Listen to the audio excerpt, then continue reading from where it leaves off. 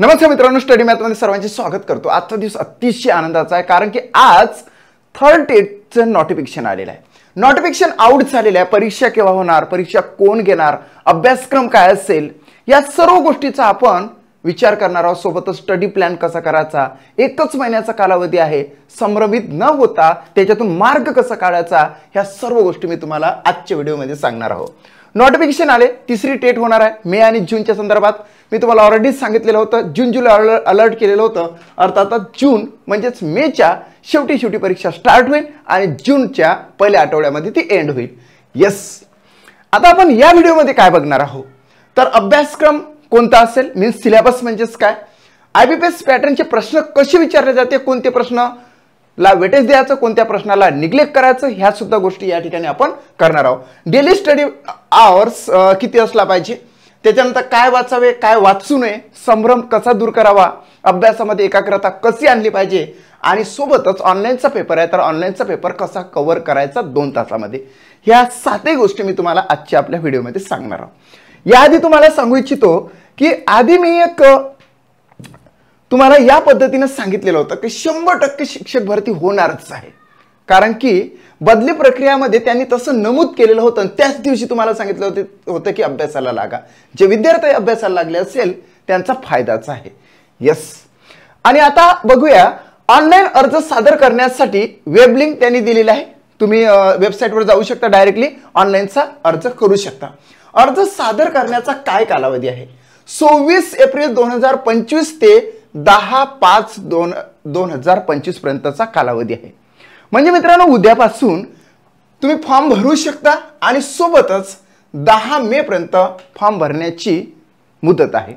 Online पद्धतीने विहित परीक्षा शुल्क ते ऑनलाईन पद्धतीने 10 वाजता जो एंडिंगचा दिवस आहे त्या दिवशी रात्री 12 वाजेपर्यंत, रात्री 12 म्हणजे 24 त्यांनी दिलेला आहे, 12 वाजेपर्यंत तुम्ही काय करू शकता, परीक्षा शुल्क भरू शकता। प्रवेश पत्र ऑनलाईन प्राप्त करून घेण्याचा कालावधी त्यांनी 7 दिवसाच्या आधीपासून सांगितलेला आहे। म्हणजेच ज्या दिवशी तुमची परीक्षा असेल त्याच्या 7 दिवसाच्या आधीच तुम्हाला प्रवेश पत्र मिळणार आहे। ऑनलाईन परीक्षा दिनांक केव्हा आहे हे अतिशय इम्पॉर्टंट आहे मित्रांनो। 24 मे पासून जानेवारी, फेब्रुवारी, मार्च, एप्रिल सुरू आहे आणि इथून बरोबर 1 महिन्यानंतर तुमच्या पेपरची स्टार्टिंग आहे। त्यानंतर अगदी 10 दिवस त्या पेपरसाठी दिले, 10-12 दिवस। ओके, म्हणजे शेवटचा पेपर असणार आहे 5 जून 2025 ला। प्रविष्ट उमेदवारांच्या संख्येनुसार उपलब्ध भौतिक सुविधेनुसार यामध्ये बदल झाल्यास परीक्षा परिषदेच्या संकेतस्थळावर तसं कळवण्यात येईल। म्हणजेच यामध्ये जर चेंजेस झाले तर तसं आपल्या महाराष्ट्र शिक्षण परिषदेच्या पवित्र पोर्टलवर तुम्हाला ते कळवण्यात येणार आहे। आता आपण जाऊ, तुम्हाला क्लासबद्दल सांगतोय। बॅच आपली 1200 रुपयाची आहे, लाईव्ह प्लस रेकॉर्डेड आहे। त्याचा कालावधी येतो 9 ते 12, 9 ते 12 ती लाईव्ह असणार आहे आणि सोबतच ती रेकॉर्डेड आहे। तुम्हाला कुठलंही टीचिंग मटेरियल घेण्याची गरज नाही, मी फक्त तुम्हाला ऑल टीचिंग मटेरियल पुरवतो।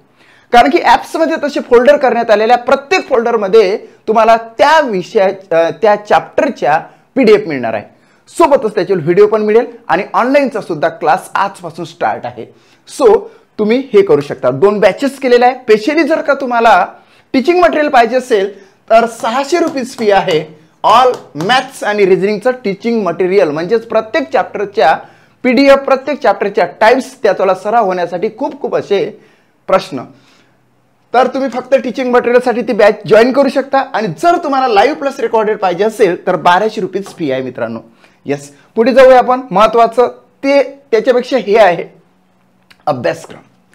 अभ्यासक्रम नेमका कसा कव्हर करायचा, नेमका सिलेबस कसा असते, सिलेबस। आता सिलेबस बद्दल सांगायचं झाल्यास, सिलेबस हा मॅथ आणि रिजनिंगचा गणित प्लस व बुद्धिमत्ता, हे तुम्हाला माहित आहे। गणित प्लस बुद्धिमत्ता याला वेटेज किती आहे बरं, आयबीपीएस पॅटर्न नुसार 30 मार्काचं प्लस 80 मार्काचं 110 मार्क्सचं वेटेज आहे। मात्र जीकेचं वेटेज येतं 30 मार्क्सचं, परंतु आयबीपीएस पॅटर्न आतापर्यंत बघता 5-6 प्रश्न जीकेवर विचारते। मग ते जे 25 प्रश्न असतात ते रिप्लेस केल्या जाते गणितामध्ये नाही तर बुद्धिमत्तेमध्ये. म्हणजेच याच्याले प्रश्न आणखी वाढू शकतात. 25 म्हणजे 135 मार्क्सचं वेटेज तुम्हाला गणित आणि बुद्धिमत्तेसाठी आहे. मराठीचा विचार केला तर मराठी 15 मार्क्ससाठी, इंग्रजी 15 मार्क्ससाठी, असे 30 मार्क्ससाठी. त्याच्यानंतर जी के 5-6 मार्कासाठी विचारले जाते, तसं त्यांनी वेटेज 30 मार्काचं दिलेलं आहे, परंतु 5-6 मार्क्ससाठी ते विचारतात. आणि सोबतच चाइल्ड सायकोलॉजी आणि अध्यापनशास्त्र याच्यावर प्रश्न विचारले जाते. मानसशास्त्रावर 30 प्रश्न. आणि हे जे मानसशास्त्राचे प्रश्न आहे मोस्टली कसे असतात तर 80% उपयोजनात्मक असतात. प्रेझेन्स ऑफ माइंड वापरून आपण त्याचा आन्सर बरोबर देऊ शकतो. सर्वात महत्त्वाचा रोल आहे तो म्हणजे गणित आणि बुद्धिमत्तेचा आणि मराठी आणि इंग्रजीचा सोबतच. आता आपण अभ्यासक्रमामध्ये थोडंसं पुढे जाऊया. मराठी आणि इंग्रजीच्या संदर्भात तुम्हाला सांगतो. मराठी प्लस इंग्लिश कसं असते बरं पेपर. मराठीमध्ये मित्रांनो, मराठीमध्ये वेटेज आहे 15 मार्क्सचं आणि हे 15 मार्क्सचं. मराठीमध्ये नेमकं काय असते. आता मुलं म्हणतात की फक्त शब्दसाठा असते, परंतु फक्त शब्दसाठाच असतो का. नाही, तर त्याच्यामध्ये एक उतारा येतो. उतार्यावर 3 प्रश्न असतात. म्हणजे 3 मार्क्स झाले. किती मार्क्स झाले. 3 मार्क्स झाले. सोबतच इंग्रजीमध्ये पॅरेग्राफ असतो, है की नाही. पॅरेग्राफ मध्ये सुद्धा त्या ठिकाणी सुद्धा 3च प्रश्न असतात. म्हणजे इथं सुद्धा 3 मार्क्स झाले. झालं. सेम टू सेम पॅटर्न असते दोन्ही याचं. त्यानंतर पॅराजंबल काय असते. पॅराजंबलची असते म्हणजेच क्रम लावण्याच्या संदर्भात इव्हेंट्स दिलेले असतात. आपल्याला क्रम लावायचा असतो. एखादी समजा कथा वगैरे काहीतरी दिलेलं राहते प्रसंग. मराठीमध्ये सुद्धा 5 मार्कासाठी विचारते, म्हणजेच 5 प्रश्न त्याच्यावर असते. 5 प्रश्न. इंग्लिशमध्ये सुद्धा 5 क्वेश्चन्स त्या पॅराजंबलवर असते.